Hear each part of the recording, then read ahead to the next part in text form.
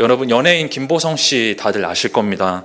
한때 의리를 외치면서 전국적인 유행을 몰고 왔던 분이죠. 한때 제가 기억하기로는 어딜 가나 뭐 의리은행, 의리식혜 뭐 이런 광고가 여기저기 나왔을 정도로 광고계까지 휩쓸고 다녔던 걸로 기억하고 있습니다.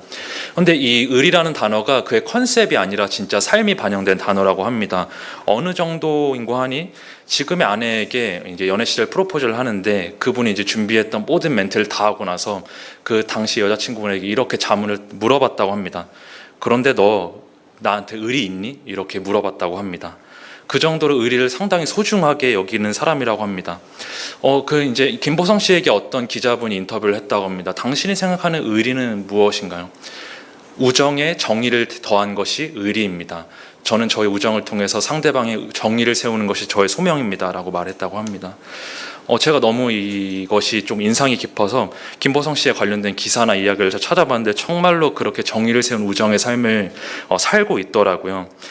시각장애인 단체에게 정기적으로 기부를 하고 있는데 왜 그러냐고 물어보니까 자신이 불의의 사고로 시각장애, 경증 시각장애를 앓고 있어서 자기도 선글라스를 쓰고 살고 있는데 시각장애를 앓고 있는 사람만 보면 자신의 가족인 것만 같아서 그냥 지나칠 수가 없다고 합니다. 그래서 그렇게 기부를 하게 됐다고 하고, 김보성 씨의 비주얼을 기억하시면 잘 아시겠지만 장발입니다. 왜 그렇게 머리를 기르고 다니냐고 물어보니까 소아암 환우들에게 정기적으로 자기의 모발을 기부해서 가발을 만들게 하기 위해서 머리를 기르고 삭발을 하는 것을 반복하고 있다고 합니다. 좀 감명이 깊었습니다. 그래서 의리의 사전적인 단어를 찾아보니까 정의가 이렇게 인상 깊은 정의가 있더라고요. 남남인 관계를 자기의 혈족으로 여기는 것을 의리라고 세상의 사전에서 그렇게 정의하고 있습니다. 오늘의 본문인 룻기에도 남남을 혈육처럼 여기는 그런 의리로운 이야기가 소개되고 있습니다. 오늘 성경 본문은 계속해서 말씀드렸다시피 성경의 8번째 책인 룻기입니다. 룻기 앞에 있는 창세기, 출애굽기 등등의 7개의 책은 이스라엘의 거대한 역사를 다루고 있는데 룻기는 갑자기 거대 역사 그게 갑자기 난데없이 주말 드라마가 낀 것처럼 아주 개인적이고 소박한 가정 얘기를 다루는 것처럼 보입니다. 그런데 이 가정 이야기가 사실은 예수님의 사랑 이야기를 그대로 반영한 것 같은 소중한 이야기이니 잘 집중해서 들어주시면 감사할 것 같습니다. 룻기는 그 룻이라고 하는 여인의 이름을 딴 성경의 책입니다. 룻이라는 사람이 사사시대를 살아가면서 겪는 이야기를 보여주고 있습니다. 사사시대에 대해서 생소하실까봐 제가 조금만 소개를 해드리면, 사사는 임시재판관을 의미하는 사람, 계층의 말입니다. 즉 그 당시에는 왕이 없었습니다. 하나님께서 이스라엘의 왕이 되어주셔야 됐는데 이스라엘은 하나님을 왕으로 삼지 않아서 하나님께서 임시로 그때그때 나라가 혼란스러울 때마다 임시재판관인 judges, 사사들을 보내서 나라를 정리했습니다. 그렇지만 백성들은 사사기 중간중간에 소개됐던 것처럼 자기의 소견대로 행하는 모습들을 계속 보여줍니다. 나라는 부패했고 정의가 없었고 앞서 소개해드린 정의에 의하면 의리가 전혀 없는 삶을 살아가고 있었습니다. 그 한복판 속을 살아가는 룻은 다소 비현실적일 만큼 고난과 고통과 상실을 한꺼번에 체험한 사람이었습니다. 아니, 정확히 말하면 룻이 아니라 룻의 시어머니가 극심한 고통 가운데 처해 있는 모습을 보여주므로 오늘의 본문인 룻기 1장이 시작되고 있습니다. 룻에게는 시어머니 나오미와 시아버지인 엘리멜렉이 있었습니다. 나오미와 엘리멜렉은 원래 우리 성도분들께서 잘 아시는 베들레헴이라는 이스라엘의 작은 도시에서 살고 있었는데 그곳에 극심한 가뭄, 흉년이 들었던 것 같습니다. 그런데 그 보통 가뭄이 아니었던 것 같아요. 그래서 이방 땅인, 이스라엘 밖에 있는 이방 땅인 모압 땅으로 자기의 두 아들을 데리고 내 가족이 함께 피난을 갑니다. 아마도 피난 간 모압에서 오늘의 주인공인 룻과 오르바라고 하는 두 며느리를 삼았던 것 같습니다. 난데없이 좀 맥락이 좀 그렇긴 하지만 성도분들의 이름 뜻은 무엇입니까? 성도분들의 이름 세 글자가 가진 뜻은 무엇입니까? 제 이름은 성도분들께서 아시다시피 홍근영인데 뿌리 근에 영화로울 영을 써서 뿌리를 내려서 영화롭게 하다는 되게 소중한 뜻을 가지고 있습니다. 제 집안이 기독교 배경의 집안은 아니라서 그러한 기독교적인 내용을 담고 지은 이름은 아니겠지만 생각을 해보면 참 성경적인 이름이라는 생각이 들어서 저도 정말 마음에 들어하는 이름인데요. 나오미와 엘리멜렉 부부는 두 아들의 이름을 말론과 기럐으로 지었는데 그 두 아들의 이름 뜻이 상당히 공교롭고 좀 특이합니다. 질병과 파괴라는 이름 뜻을 가지고 있었습니다. 폐병과 파괴라는 이름 뜻을 가지고 있습니다. 누가 자기의 소중한 자식의 이름을 폐병과 파괴라고 지을까요?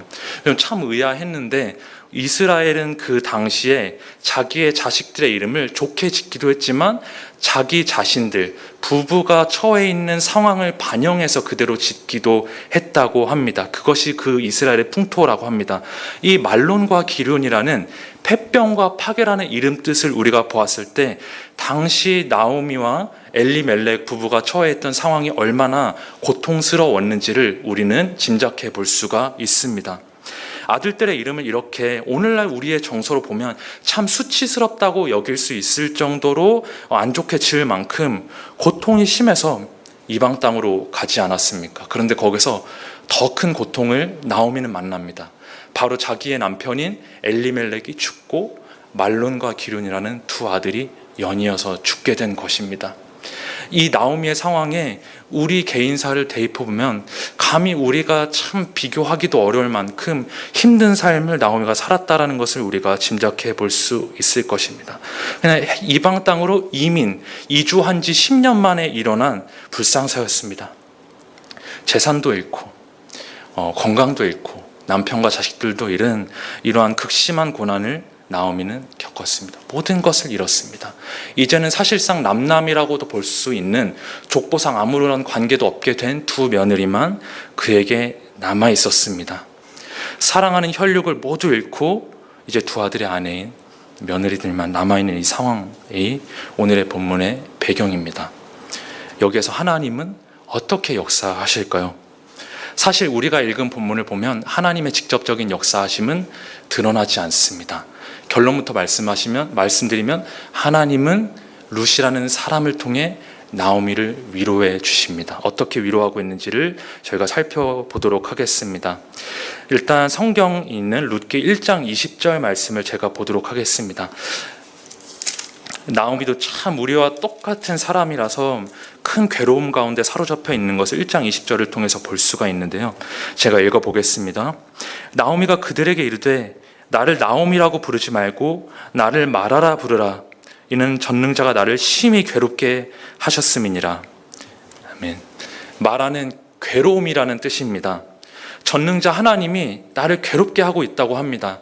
나오미 원래 이름의 뜻은 기쁨이라는 뜻입니다. 아마도 나오미를 낳았을 당시에 부모님이 나오미를 낳은 기쁨, 하나님께 대한 기쁨을 반영한 귀한 신앙 고백이 담긴 이름일 것입니다. 그런데 나오미는 부모님께서 물려주신 하나님께 대한 신앙 고백을 버리고 자기 자신을 마라, 괴로움이라고 부르라고 합니다. 하나님을 사실상 부정하거나 원망하는 신앙의 단계에 들어와 있는 것을 볼 수가 있습니다. 그렇다면 이 나오미의 전능자가 나를 괴롭게 한다라는 이 고백은 불신앙일까요? 물론 그럴 수도 있겠지만 저는 어쩌면 나오미가 아직은 하나님을 정말 신실하게 믿고 있구나라는 생각이 들었습니다. 왜냐하면 전능자가 나를 괴롭게 했다는 이 원망과 한탄이 섞인 한숨이 아직은 하나님을 인정하고 있기 때문입니다. 하나님을 만약에 아예 포기하고 고통 중에 있으니 하나님 없다고 여겼다면 아예 하나님께 이런 원망도 쏟지 않았을 것입니다. 사랑하는 성도 여러분, 그래서 본격적으로 본문의 본론을 나누기 앞서서 제가 이 말씀을 빌어서 드릴 수 있는 권면과 기도에 대한 교훈이 있다면 우리가 하나님께 너무 좋은 고백만 드리려 하지 말고 고난 중에 있을 때 우리의 쓴 마음과 괴로운 마라와 같은 마음을 있는 그대로 하나님께 항변하듯 씨름하듯 원망하듯 드리는 고백도 하나님께서 경청하신다는 사실을 기억함으로 좋은 기도보단 솔직한 기도를 하나님께 들고 나아가는 우리 성도분들이 되셨으면 좋겠습니다. 원망하면서 씨름하는 것은 믿는 사람이 할 수 있는 고백이고, 훨씬 위험한 것은 하나님께 원망하는 것이 아니라 하나님을 없다고 여기며 하나님을 포기하는 상태인 것입니다.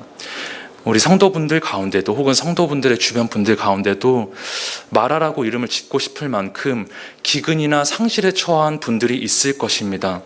그때 여러분이, 혹은 여러분들의 지인 크리스찬 분들이 하나님께 뱉어낸 고백, 하나님을 향하여서 대처했던 것은 어떠한 고백이 있었습니까? 어떻게 여러분은 어려움을 극복해가고 견뎌내고 계십니까? 하나님을 포기하고 계시지는 않았습니까? 이따가 뒤이어서 살펴보겠지만 하나님은 가장 고통스러운 그 자리에서 가장 가까이 우리를 지켜보시는 분이셨습니다. 그렇게 하나님께서 사람을 통해서 말하라고 자기를 자처하는 나오미를 위로하기 시작하시는데, 앞서 말씀드렸던 룻이 나오미에게 등장합니다. 등잔 밑이 어둡다고 가장 가까이 있는 사람이 가장 큰 위로가 되어주는 것을 본문을 통해 볼 수가 있습니다. 아까 봉독했던 룻기 1장 16절 말씀을 제가 다시 한번 봉독하도록 하겠습니다. 룻이 이르되 내게 어머니를 떠나며 어머니를 따르지 말고 돌아가라, 강권하지 마옵소서. 어머니께서 가시는 곳에 나도 가고 어머니께서 머무시는 곳에서 나도 머물겠나이다. 어머니의 백성이 나의 백성이 되고 어머니의 하나님이 나의 하나님이 되시리니. 아멘.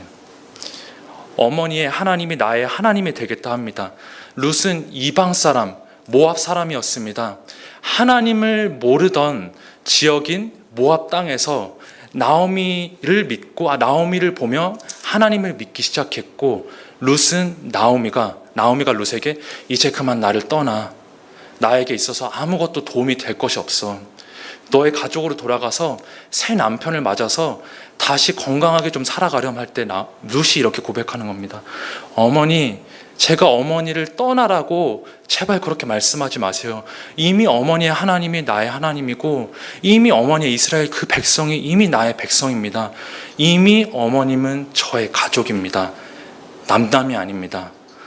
저의 죽어버린 남편 때문에 어머니를 떠나는 일은 저에게 더 이상 없을 겁니다 라고 룻이 나오미에게 그렇게 고백을 하는 모습을 우리가 볼 수 있습니다.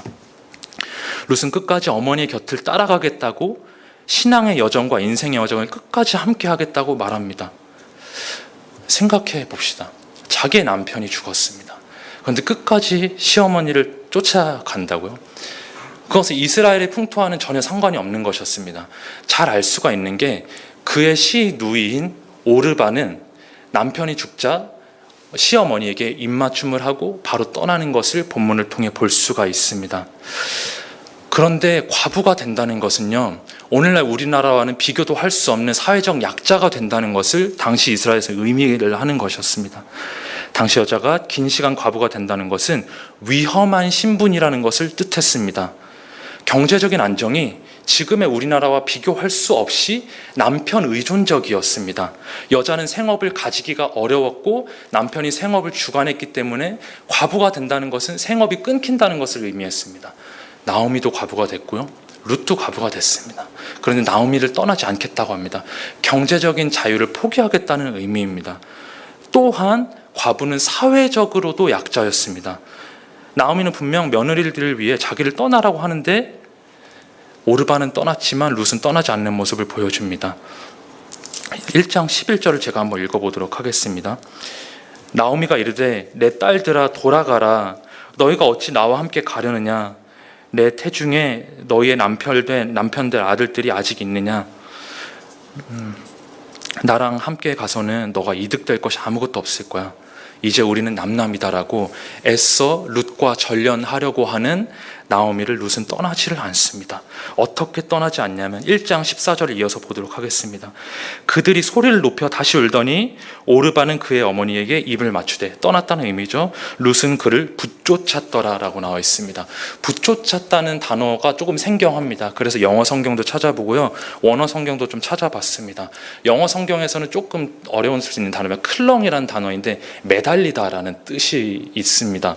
원어 성경에는 다부카라고 다부카라고 하는 단어인데, 다부카에는 어떤 의미가 있냐면 밀착하다, 집착하다, 착 달라붙어 추격하다라는 의미가 있습니다. 생각해 봅시다. 나오미에게는 룻이 얻어먹을 수 있는 콩고물이 아무것도 없습니다. 다시 얻을 수 있는 남편도 없고요, 경제적인 이득도 없고요, 사회적인 이득도 없습니다. 우리의 오늘날 사회 정서를 봤을 때 계산해서 사람들에게 붙거나 떠나려고 하는 오늘날 풍토에서는 전혀 이해를 할 수가 없는 광경입니다. 룻은 아무것도 가지지 않고 마라의 처지가 된 나오미를 매달렸다고 합니다. 추격했다고 합니다.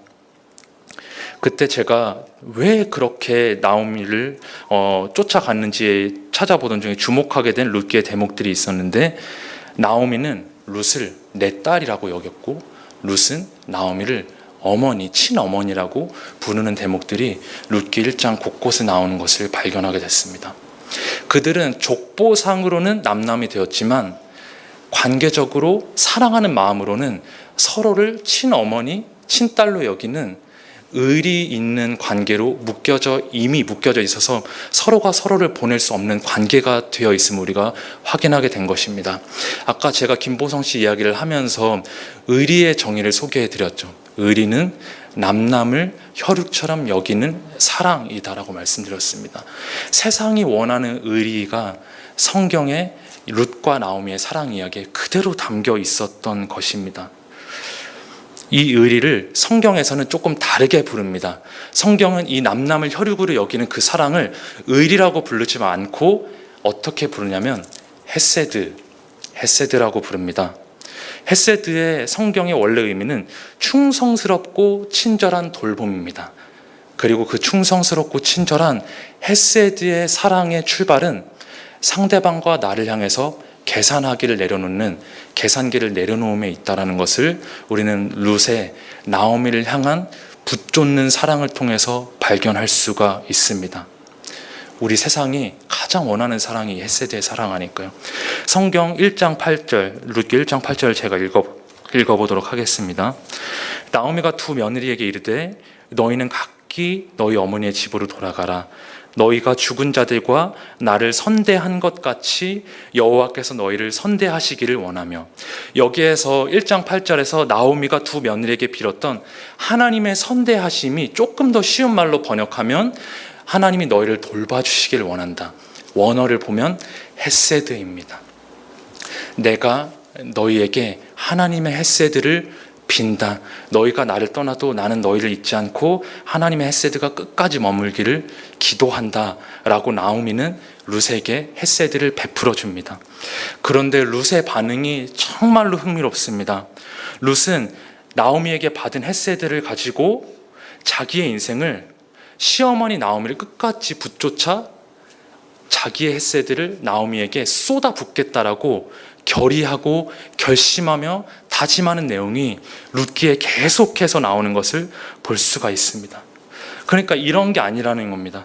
내가 이런 세속적인 계산을 한 결과 나오미에게 있는 게 다시 본 가정으로 돌아가는 것보다 이득이 되기 때문에 저는 시어머니에게 있을 거예요가 아니고, 제가 시어머니에게 세속적으로 얻을 것은 아무것도 없지만 어머니께서 딸인 나에게 베풀어준 그 헤세드를 제가 이미 나의 친어머니와 같은 시어머니인 나오미에게 다시 돌려드리는 데에 제 인생 전체를 쏟아 부을게요라고 하는, 도저히 이율타산적으로는 이해가 될 수 없는 고백을 룻이 하고 있는 것입니다. 그런데 세상은 어떨까요? 세상에게는 이러한 헤세드가 있을까요? 세상을 룻과 같이 무조건적으로 내 편이 되어줄 사람을 찾는데, 생각해보면 나 자신은 계산해서 사람들을 줄 세우고 평가하는 본성이 타락한 인생간의 모든 본성 안에 있는 것을 발견할 수가 있습니다. 나에게 이득이 될 만한 사람, 무언가를 얻을 수 있는 사람에게 가까이 가고자 합니다. 그런데 공교롭게도 인간이 참 얼마나 모순적인지를 볼 수가 있는 것이, 내 삶에 위기가 찾아오고 무너져 내려갈 때는 정작 내게 이득이 될 사람을 찾지 않고 끝까지 자리를 지켜주며 내 곁에 있는 그대로 함께 해주는 사람을 찾고 깨닫습니다. 고난은 우리가 그동안 익숙해서 소중할 줄 몰랐던 의리, 헤세드를 찾게 만들어줍니다. 최근 안타깝게도 이제 극단적인 선택을 한 청년의 생전의 블로그에 들어가게 됐습니다. 평소에도 우울증에 시달렸었던 그 청년의 글 가운데 몇 문장이 제 시선을 머물러서 많은 생각을 하게 됐습니다. 이런 말이었는데요. 나를 무조건적으로 사랑해준 사람은 할아버지뿐이었다. 10대 후반에 할아버지가 돌아가시고 나를 사랑해주는 사람은 이제 아무도 없게 됐다. 내 삶엔 사랑은 없고 통제와 곁눈질만이 남았다. 최근에는 일본의 아베 총리가 또 사망하는 사건이 있었죠. 전 세계가 정말 큰 충격에 빠진 가운데 댓글들이 크게 두 종류로 나뉘는 것을 볼 수가 있었습니다. 하나는 그의 정치적인 과오를 힐난하는 사람들의 말이었습니다. 제가 주목하고자 하는 것은 두 번째 부류의 사람들의 댓글이었는데요. 과오를 떠나서 어쨌든 많은 것을 가지고 누리고 있었던 한 사람이 갑자기 죽는 모습 앞에 인생 참 더덥다 라고 말을 하는 사람들의 댓글들이었습니다. 그렇습니다. 우리의 인생을 소유로 본다면, 권력과 돈으로 본다면 모든 인간은 여과없이 무력해지는 게 사실이죠. 가지고자 힘들어하고 가진 것을 지키고자 힘들어하고 죽음 앞에서 내 가진 것을 내려놓아야 한다는 억울함 때문에 힘들어하고요. 그런데 저는 그때 최근에 읽었던 톨스토이의 작품인 사람은 무엇으로 사는가의 한 대목이 다시 떠올랐습니다. 제가 한번 읽어봐 드리도록 하겠습니다. 하나님은 사람들이 혼자 사는 것을 원하지 않기 때문에 자기가 무엇을 원하는지를, 무엇이 진짜 필요한지를 아는 능력은 주지 않으셨습니다.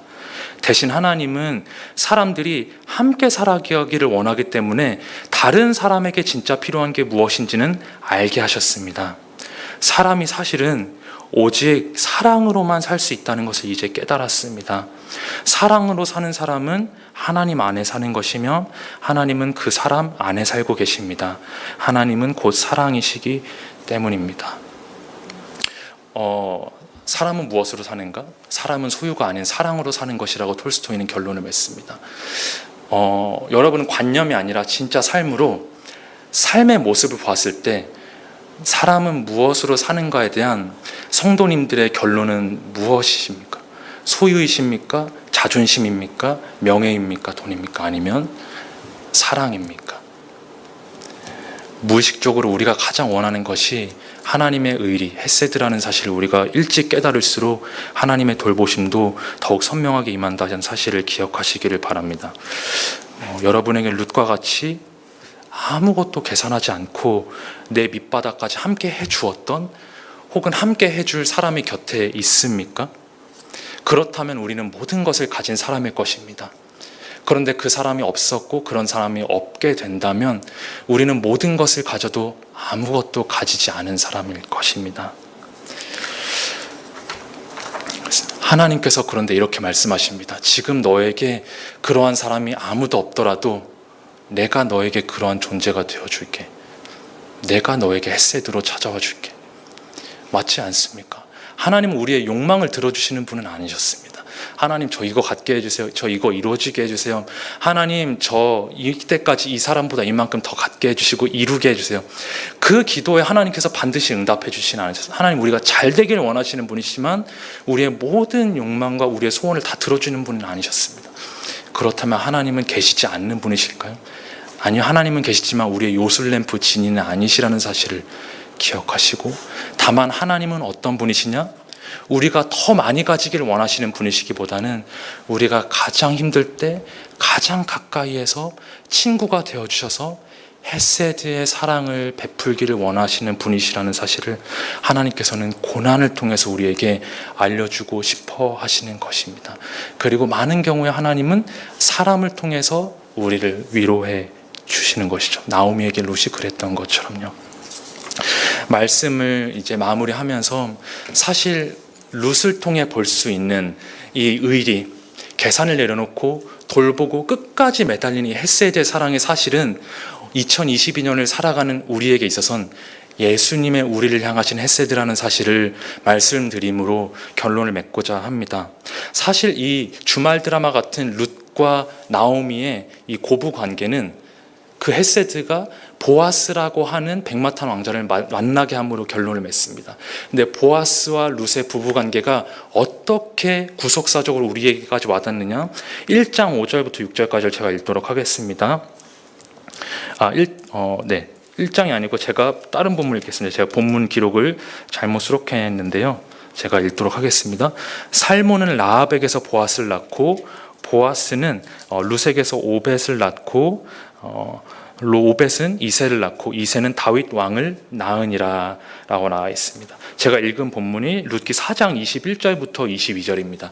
즉 보아스와 룻의 관계를 통해서 그의 자손 중에 다윗이 나왔고, 다윗의 자손 중에 예수님이 나왔습니다. 즉 개인적인 헤세드의 사랑의 이야기는 예수님의 족보를 잇게 하는 힘이 되게 했고, 그 예수님의 십자가에 달려 죽으심은 오늘날 우리에게까지 찾아왔습니다. 하나님께서 개인적인 헤세드의 의리 이야기를 통해서 우리에게 말씀하십니다. 룻이 나오미에게 했던, 나오미가 룻에게 했던 헤세드의 그 이야기, 오늘날 내가 너의 이야기가 되게 해주고 싶단다. 너에게 가장 필요한 것이 소유가 아니라 나의 의리, 나의 헤세드라는 사실을 기억해 주지 않겠니? 영접하는 자, 곧 그 이름을 믿는 자들에게는 하나님의 자녀가 되는 권세를 주셨으니, 하나님과 우리는 죄 때문에 남남이었지만 하나님께서 우리를 혈육으로 여겨주겠다고 하십니다. 십자가에 달려 피를 쏟으시고 살이 찢기신 그 사랑 때문에 우리가 하나님의 혈육, 자녀가 되었고 형제 자매가 되었습니다. 그리고 우리가 의인이 됐습니다. 그런데 우리는 많은 경우에 의인을 너무 관념적으로나 종교적으로 이해하거나 오해를 합니다. 내가 예수님 믿었으니 더 의로워져야 돼. 내가 예수님 믿었으니 더 좋은 그리스도인이 돼야 돼. 그래서 눈치를 보거나 피하거나 다른 사람과 비교하거나 정죄감에 휩싸이게 됩니다. 그런데 하나님께서 우리에게 말씀하신 십자가로 인한 의인됨은 그게 아니었습니다. 한 목사님의 의인에 대한 해석이 저에게 너무 와닿았는데요. 의란 하나님의 우리를 향하신 의리라고 합니다. 우리가 의로워서 의인이 된 것이 아니고 하나님의 우리를 향해서 의리를 베풀어 주셨기 때문에 우리가 의인이 된 것입니다. 그래서 우리가 의인이라고 선언하시고 기도하시면서요, 이렇게 선언하셨으면 좋겠습니다. 세상이 나를 믿어주지 않아도 하나님이 여전히 그분의 의리로 나를 믿어주신다고요. 여전히 영접하는 자, 그 이름 믿는 자, 하나님의 자녀라는 말이 와닿지 않습니까? 그때 제가 기도할 때 종종 부르는 노래가 있는데, 찬양은 아니고 세상 가요인데 뭐냐면 윤복희 씨의 여러분이라는 노래 다 아실 겁니다. 어떠한 가사냐면, 다 아시겠지만, 어두운 밤에 길을 걸을 때 내가 너의 등불이 되리. 나는 너의 영원한 형제야. 나는 너의 친구야. 나는 너의 영원한 노래야. 나는 너의 기쁨이야. 근데 이 윤복희 씨의 신앙 고백이라는 사실 아십니까, 여러분? 이 고백이요. 이 나는 너의 노래고 나의 너의 기쁨이라는 이 노래의 가사말이 어디에서 났는지 아세요? 제가 윤복희 씨한테 직접 듣진 않았는데 제가 추측하기로 아마 이 구절이 아닐까 싶습니다. 이 구절을 말씀드리고 마치도록 하겠는데요. 스바냐 3장 말씀입니다. 구약 성경 스바냐 3장 17절 말씀입니다. 구약 1310페이지에 있습니다. 저는 이것이 오늘 우리가 본 하나님의 의리, 하나님의 헤세드와 정말 가까운 말씀인 것 같아서 여러분에게 소개해드리고 마치도록 하겠습니다.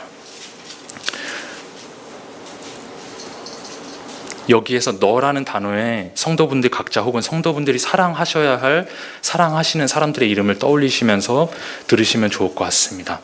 스바냐 3장 17절 찾으신 성도님들 함께 봉독하도록 하겠습니다.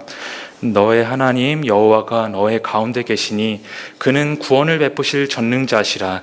그가 너로 말미암아 기쁨을 이기지 못하시며 너를 잠잠히 사랑하시며 너로 말미암아 즐거이 부르며 기뻐하시리라 하리라. 우리의 어떠함과 상관없이 우리를 향해서 의리 넘치는 헤세드로 우리를 노래로 여기시고 기뻐하시는 하나님의 사랑에 힘입어서 고난의 여정을 넉넉히 통과하시며 고난 중에 있는 다른 사람의 품에 충성스럽게 곁에 계셔주시는 위례소망교회 성도분들과 우리 교회 되기를 축복하며 마치도록 하겠습니다.